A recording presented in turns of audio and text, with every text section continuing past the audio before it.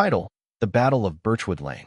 In the quiet suburban neighborhood of Birchwood Lane, a tyrannical HOA president named Linda wages war on her neighbors with petty rules and absurd fines.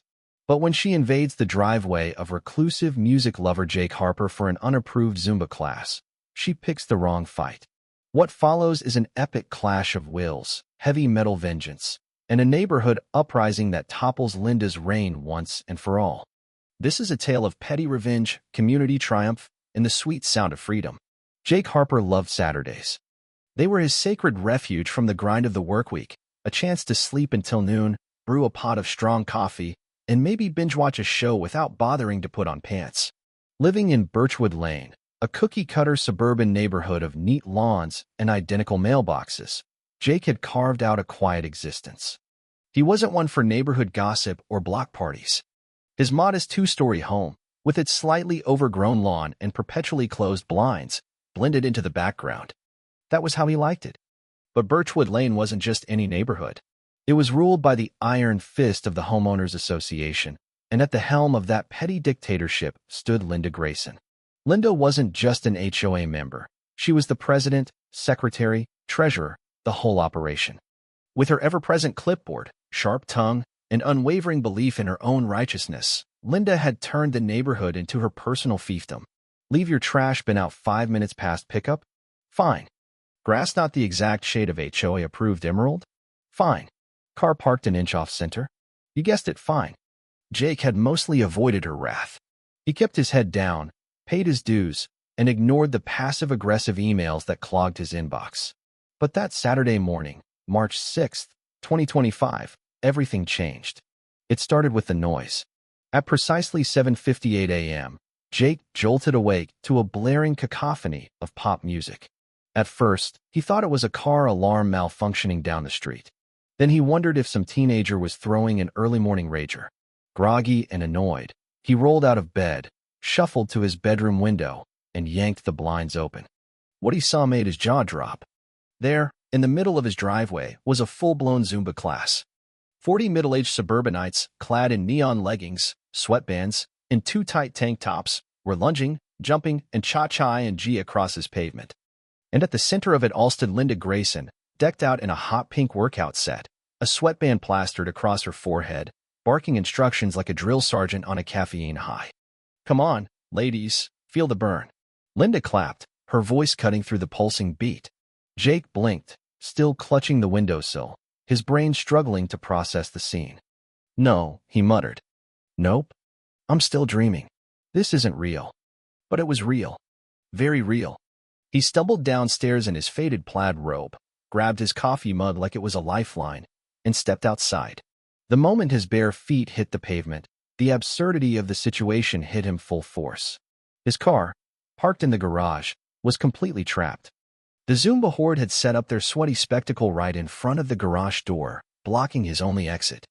The air smelled of cheap perfume and desperation. Linda spotted him and waved, her smile wide and infuriatingly chipper. "Oh, good morning, Jake. You should join us. It's a great way to stay active." Jake's left eye twitched. He took a sip of his coffee, the bitter taste grounding him as he tried to form words. "Linda," he said, his voice low and strained. "What the hell is going on?" Linda beamed, oblivious to his mounting fury. "Don't worry, Jake. The HOA voted, and your driveway was the perfect spot for our new Saturday morning wellness initiative." He stared at her, waiting for the punchline. None came. "I don't remember voting on that," he said, his grip tightening on the mug. Linda waved a dismissive hand. "Well, you weren't at the meeting." "I wasn't at the meeting because I didn't know about the meeting," he shot back, his voice rising. Linda nodded sympathetically, as if he were the unreasonable one. "Oh, well, the emails went out. Maybe check your spam folder." Jake's jaw clenched. "Linda, you can't hold a fitness class on my private property." She laughed, a high, grating sound that made his skin crawl. "Oh, it's just for an hour. You're not even using your driveway right now. Be a good neighbor, Jake." The sheer audacity of this woman. He took a deep breath, glancing at the chaos around him. 40 sweaty strangers trampling his pavement, his car imprisoned, his Saturday ruined. He could have walked back inside. He could have let it go. But then Linda smirked and said the 6 words that pushed him over the edge. You should be thanking me. Really? Jake froze. His eyes narrowed. Oh, he said softly. Oh, so that's how we're playing this. He looked at his garage, his car, his house, and then his gaze landed on the massive speakers sitting just inside his living room, relics from his college party days, powerful enough to rattle windows 3 houses down. A slow, devilish grin spread across his face. Fine, Linda, he said, his voice dripping with menace. You want to dance? Let's dance to my music. Game on. Jake set his coffee down on the porch railing and cracked his neck, a man on a mission. Linda's words echoed in his head. You should be thanking me. Really. And each syllable fueled the fire in his chest. She'd invaded his space, mocked his protests, and had the gall to act like she was doing him a favor. No, not today. Linda, he called, his tone deceptively calm. Move your class. Now. She tilted her head, her smile faltering for a split second before snapping back into place. Oh, don't be so dramatic, Jake. It's just an hour. You won't even notice us. He gestured around him, incredulous. You're in my driveway. There are 40 people in my driveway. I can't leave. My car is blocked. My morning is ruined. Move the class. Linda laughed again, waving her hand as if swatting away a fly. You're being unreasonable. It's community wellness. No. Jake snapped, stepping closer. It's trespassing. Linda's smile twitched. She clutched her clipboard tighter, her knuckles whitening. Actually, the HOA voted. And where's that vote, Linda? He interrupted, his voice cutting through her like a blade. Show me the paperwork. Show me where I signed. She blinked hard, her confidence wavering for the first time. The Zumba class slowed, heads turning as the tension thickened. A woman in neon spandex whispered to her friend, Wait, did we actually get permission for this? Linda noticed the shift and straightened up, crossing her arms. The neighborhood voted. That's all that matters. Jake took a slow, deliberate breath, then smiled. A smile that promised trouble. Okay, Linda. If that's how we're playing it, then I guess I'll just enjoy my Saturday morning too. She frowned, confused. What do you mean? He didn't answer. Instead, he turned on his heel, marched back inside, and headed straight for his speakers. Outside, Linda, oblivious to the storm brewing, clapped her hands and restarted the class. And lunge. And twist. Feel the burn, ladies. Jake dragged his prized speakers out from the corner of his living room. They were beasts, towering black monoliths he'd bought cheap off a friend in college, the kind that could shake a house to its foundation. He'd kept them for nostalgia, but today they'd serve a higher purpose. He positioned them by the front door, plugged them in, and opened Spotify on his phone. His finger hovered over the playlist. He needed something loud, something disruptive, something that would make Linda's little Zumba cult scatter like roaches in the light. He grinned as he found it, a mix of Slayer, Metallica, and Cannibal Corpse. Pure, unadulterated chaos. He cranked the volume to maximum and hit play. A wall of screeching guitar riffs and thunderous drums exploded into the morning air. The transition was instantaneous. 1 second, the Zumba class was grooving to upbeat Latin pop. The next, they were slammed with heavy metal destruction. Linda shrieked, flailing her arms. What is happening? The once energetic group froze. A woman in a tie-dye tank top tripped over her own feet and landed in Jake's rose bushes. A guy in cargo shorts dropped his water bottle and bolted down the street. An elderly man clutched his chest and rasped, Is this Satan? Linda ran up to Jake's porch, her face red with fury. She banged on the door, screaming over the music. Turn it off. This is harassment. Jake opened the door slowly, took a leisurely sip of his coffee, and smiled. Oh, I'm just enjoying my morning, Linda. Isn't that what you said? She lost it. This is a noise violation. I'm calling the HOA. He gestured around him, unfazed. Oh, I thought noise wasn't a problem. What happened to community wellness? She stomped her foot like a petulant child. You're being immature. And you're holding a public fitness class on my private driveway, he shot back. Which one of us is really in the wrong here? Linda fumed, then whipped out her phone. I'm calling the police. Jake grinned wider. Perfect. Let's see how that works out for you. As Linda stabbed at her phone screen in a full meltdown, Jake leaned against the doorframe, sipping his coffee while Slayer's raining blood shredded the air. The Zumba class was in shambles. A woman in neon leggings covered her ears, tears streaming down her face. A man sat on Jake's lawn, staring blankly into the void. An elderly woman whispered, "The devil is here." "Yes, officer, it's an emergency." Linda screeched into her phone. "He's blasting horrible music." "What?" "No, I mean it's loud, really loud." Jake smirked. "Hey, Linda, make sure to tell them about the unauthorized fitness class on my private property." Her face turned a violent shade of purple. She glared at him, but he wasn't done. With the finesse of a DJ dropping the ultimate beat, he scrolled through his playlist and turned the volume up even higher. Through the Fire and Flames by Dragon Force kicked in, its blistering guitars erupting like a sonic tsunami. The real chaos began. A woman screamed and sprinted down the street. A guy in biker shorts fumbled with his yoga mat, shielding his ears as he fled. The elderly man from earlier bolted, his arms flailing like he'd seen a ghost. Another woman attempted a Zumba move, tripped, and face-planted into Jake's bushes. Linda stormed back up the porch, vibrating with rage. "Stop it.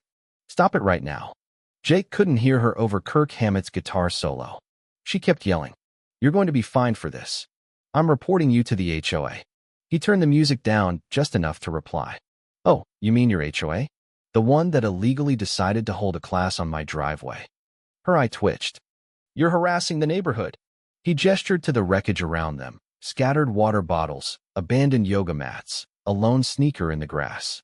"Linda, you brought an unlicensed fitness class onto someone else's property and expected no consequences.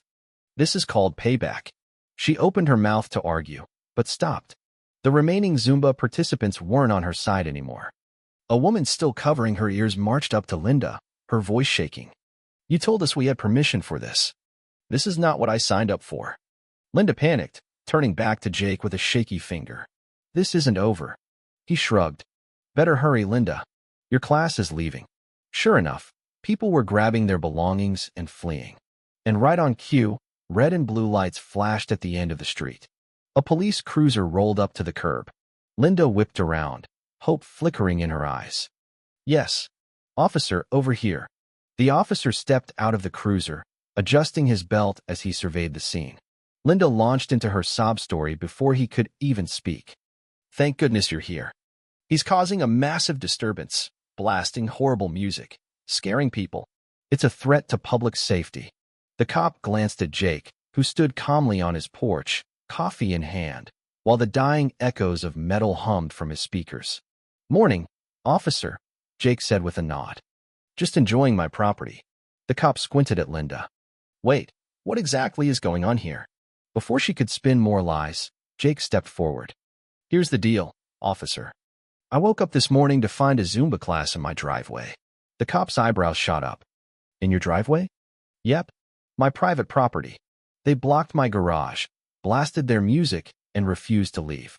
I simply decided to match their energy." The officer turned to Linda, his expression hardening. "Ma'am, did you get permission to hold a fitness class on his property?"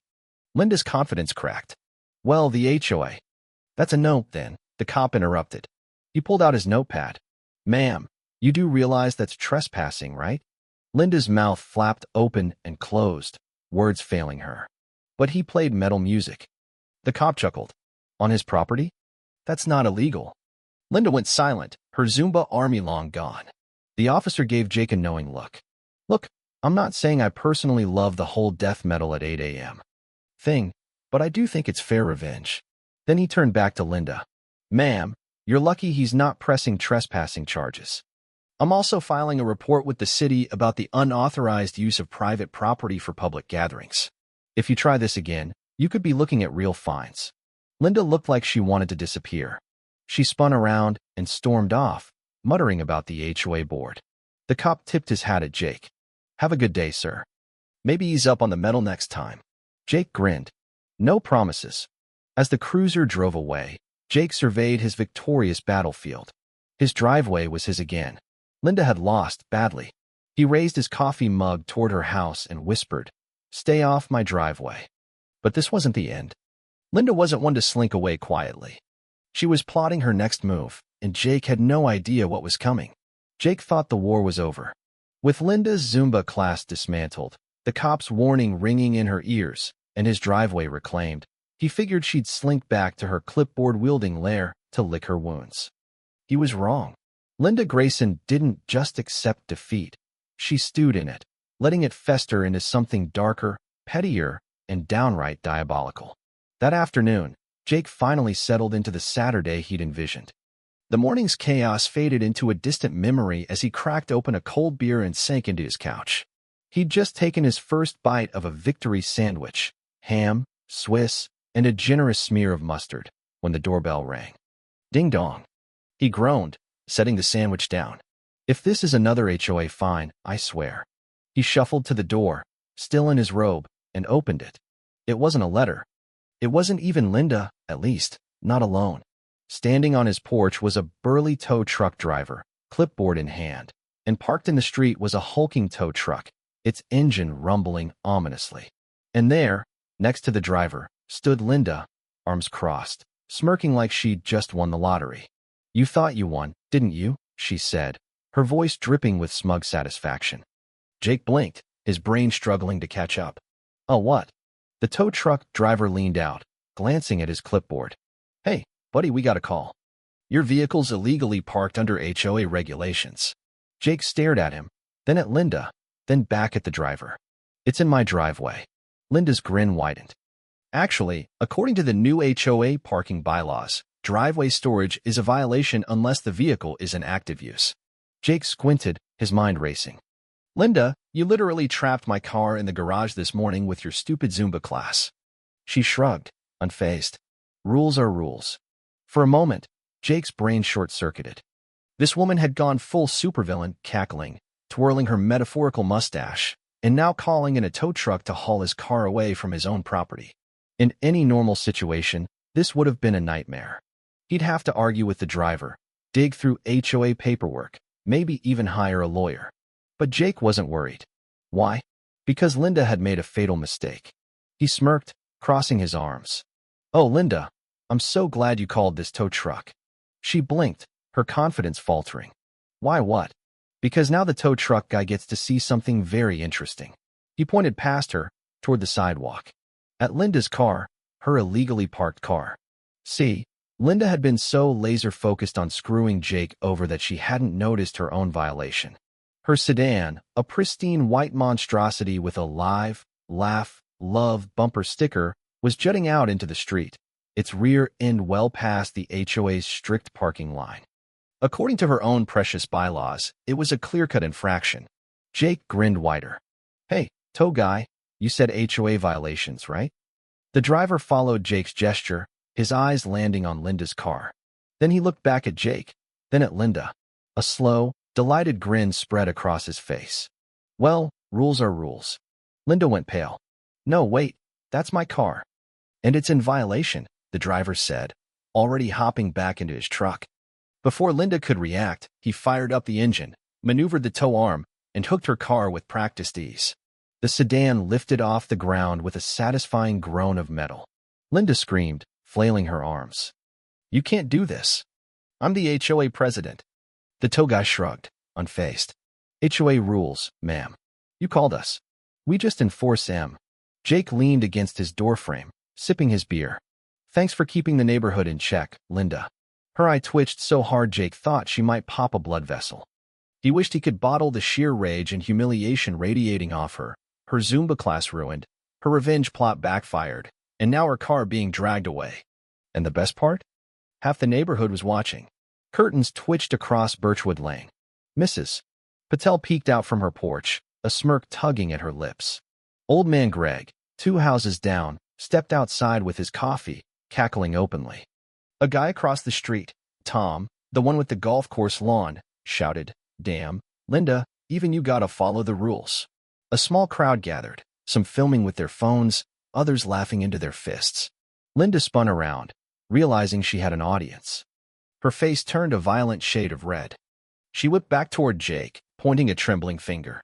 "This isn't over." He took a long, slow sip of his beer, meeting her gaze. "Linda, it's over. Stay off my driveway." With that, the tow truck rumbled away, her car dangling helplessly behind it. Linda turned on her heel and stormed back to her house, slamming the door so hard a bird startled and fell out of a nearby tree.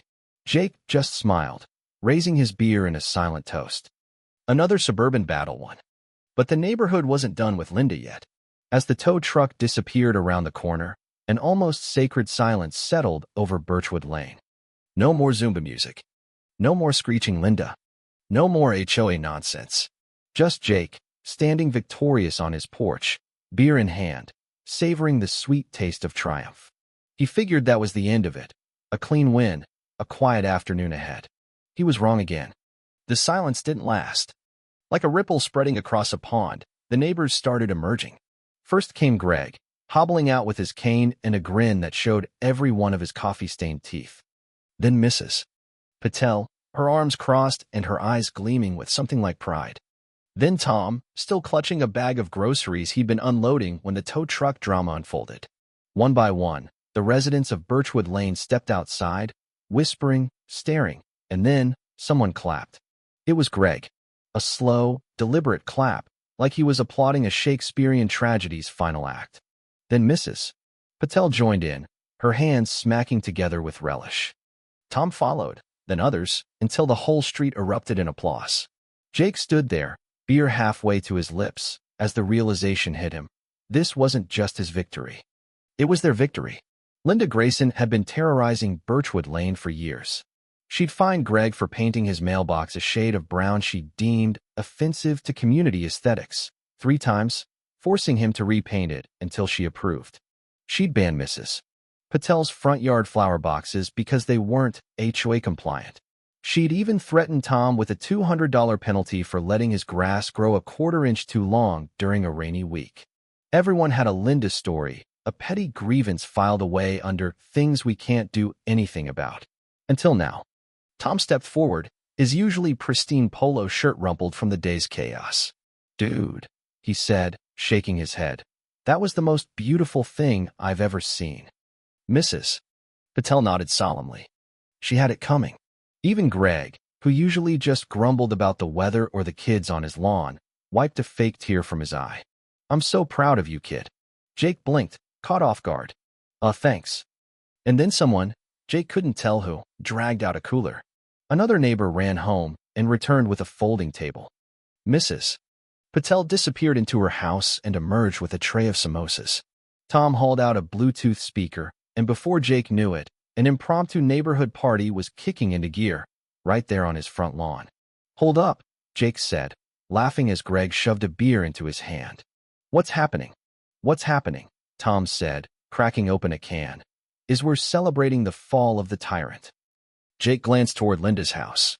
The blinds were drawn tight, but he could almost feel her fuming behind them, pacing in her pristine living room, probably drafting a 12-paragraph HOA complaint. Too bad for her. She'd lost the crowd. The neighborhood had turned on her, and they weren't quiet about it.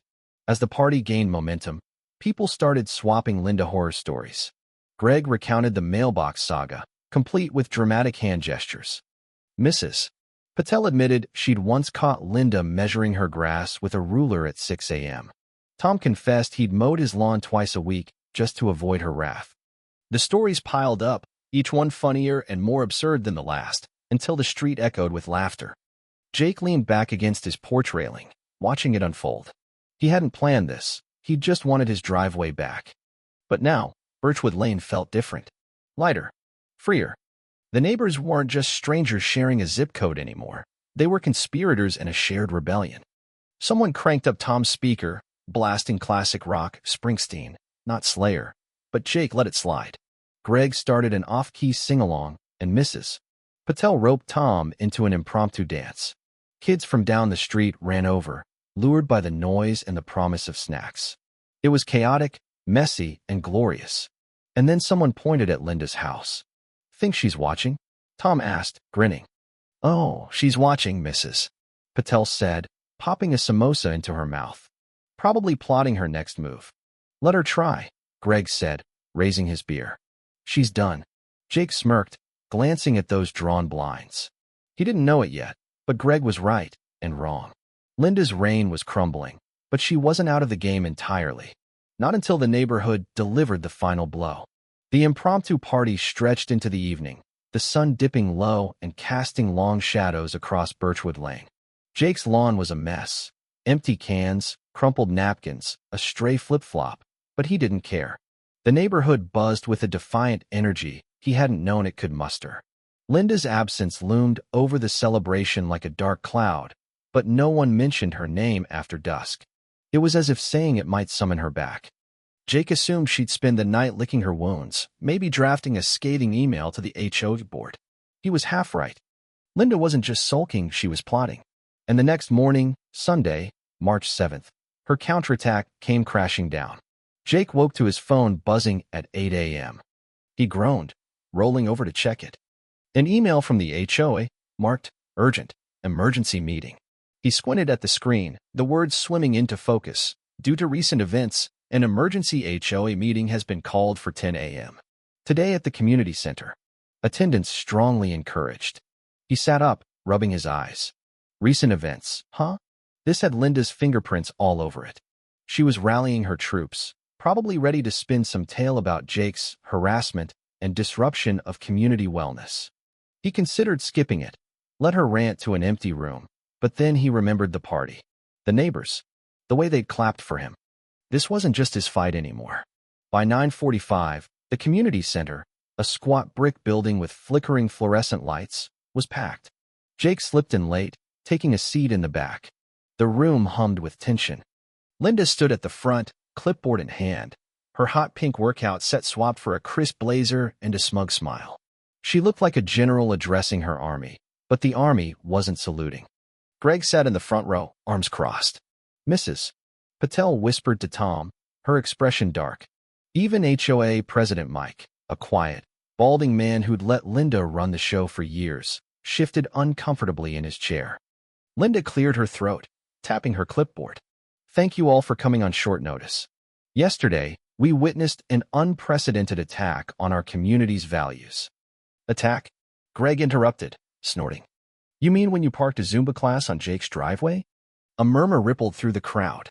Linda's smile tightened. Greg, please. I'm speaking. As I was saying, certain individuals, she shot a pointed look at Jake, chose to disrupt a sanctioned wellness initiative with noise pollution and intimidation. Jake raised an eyebrow, but stayed silent. He didn't need to defend himself. The room was already turning. Mrs. Patel stood up, her voice sharp. Sanctioned? Linda, you told us the HOA approved that class. Did it? Linda blinked, caught off guard. Well, the board. Where's the vote? Tom cut in, leaning forward. Show us the minutes. Show us where we signed off on using Jake's property. The murmurs grew louder. Linda clutched her clipboard like a shield. The neighborhood's best interests. No, Greg said, slamming his cane on the floor. You acted alone. You always do. Fining us for stupid things, making up rules. Enough is enough. The room erupted. People shouted questions. Why did you send fake fines? Who gave you the right to use our driveways? What about my mailbox, Linda? She tried to regain control, raising her voice over the din. This is about Jake. He's the problem. But the tide had turned. Mike, the HOA president, finally stood up, his face red. Actually, Linda, we checked. You never submitted the Zumba class proposal to the board. You acted alone. The air sucked out of the room. Linda froze, her mouth open. The crowd turned on her like a pack of wolves scenting blood. You lied. Mrs. Patel snapped. You towed his car for nothing. Tom yelled. Mike raised a hand, silencing the chaos. I move we vote on Linda's position as HOA officer. All in favor of removal. Hands shot up, Greg's, Mrs. Patel's, Tom's, and dozens more. Jake didn't even need to raise his. Linda's reign was over. She stammered, You can't. This is my HOA. But Mike shook his head. Not anymore. She stormed out, her blazer flapping, as the room cheered. Jake slipped out quietly, a grin tugging at his lips. The neighborhood had fought for him, and won. That afternoon, they celebrated properly. A massive, Karen-free, HOA-free barbecue erupted on Jake's driveway, the same pavement Linda had tried to claim. They set up a grill, tapped a keg, and cranked a playlist everyone had chipped in for. Springsteen, Zeppelin, and yes, a little Metallica. Greg planted a giant inflatable flamingo on his lawn, a middle finger to HOA rules. Mrs. Patel painted her mailbox bright purple. Tom let his grass grow wild, grinning like a kid. Linda's blinds stayed shut, but Jake caught her peeking once. He raised his beard toward her window and cranked the music, her Zumba song, a final twist of the knife. She vanished behind the blinds, defeated. Monday morning dawned quiet and bright. Jake woke at his usual time, not 7:58 a.m., to blaring pop music, but a respectable 9:30. He brewed his coffee, stepped onto his porch, and inhaled the silence. For the first time in years, Birchwood Lane felt peaceful. No random finds in his mailbox. No petty rules taped to his door. And, most importantly, no Linda. Word spread fast. She'd put her house up for sale. Needs a fresh start, Greg said over coffee, smirking. Translation: she'd been humiliated so badly she couldn't show her face. Jake didn't blame her. The neighborhood had turned her into a punchline. Karen of Birchwood Lane, the tyrant who towed herself out of power. His phone pinged with an email. HOA announcement. Effective immediately. Regulations regarding driveway use and noise levels have been revised. Metal music is now officially permitted. Jake laughed out loud. Damn right it is. Birchwood Lane wasn't just free, it was alive. Greg's flamingo stayed up. Mrs. Patel's purple mailbox became a local landmark. Tom's lawn grew into a shaggy rebellion. The HOA, under Mike's quieter leadership, scaled back to the basics: trash pickup schedules and pothole repairs. No more clipboard crusades. Jake sipped his coffee, watching the street wake up. Kids biked past, unafraid of HOA fines for excessive noise. Mrs. Patel waved from her porch, her flower boxes back in full bloom. Greg hobbled over, leaning on his cane. You started something, kid, he said, grinning. Don't let it go to your head.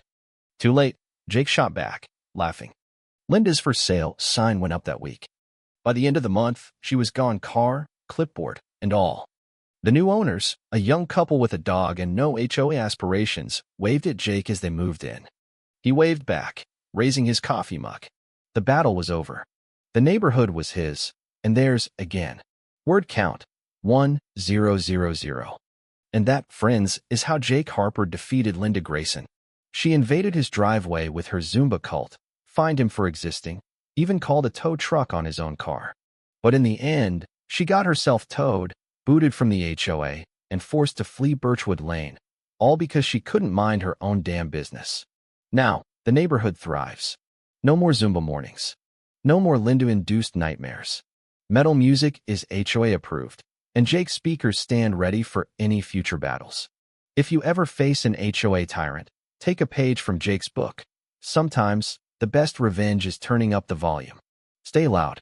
Stay petty. Stay victorious.